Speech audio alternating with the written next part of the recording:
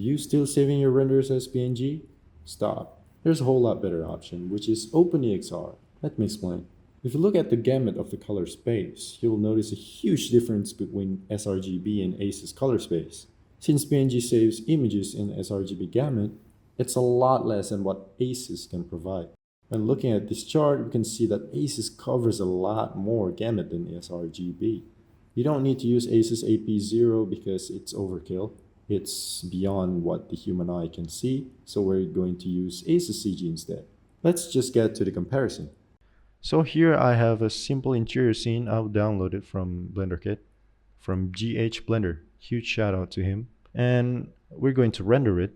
I've already done that, so we're going to save the image as PNG and EXR and compare them. For the PNG, we don't have a lot of options actually, except for the color. We're going to use RGB or RGBA. Since this image doesn't have an alpha, so we're going to save it as RGB. And color depth to 16-bit, litho compression, and color management. I use Khronos, so this basically follows the scene. And then we're going to save it. And we're going to also save it as EXR. We're going to use RGB, and color depth we're going to use half because it doesn't make a lot of difference anyway. And the codec we're going to use DWAA. Set the quality to 90. And color management we can override it to ACEScg, and we're going to save it. So here we are on After Effects. For the EXR I use Khronos to match the PNG. This is the thing about EXR, you can choose the look after you render. You can use Filmic, you can use RAW, you can use Standard, you can use Khronos. It's basically a no-brainer choice for you to not using EXR. Now, it's visually the same, but let's say we want to change the exposure. Now, make sure you put the effects before the OCIO. This should be the last. Now we're gonna pump the exposure to like 7, and we're going to paste that on the PNG. I mean, look at that. It's blown up. PNG doesn't store any data in the bright area. Let's say we're going to reduce that now to like -7.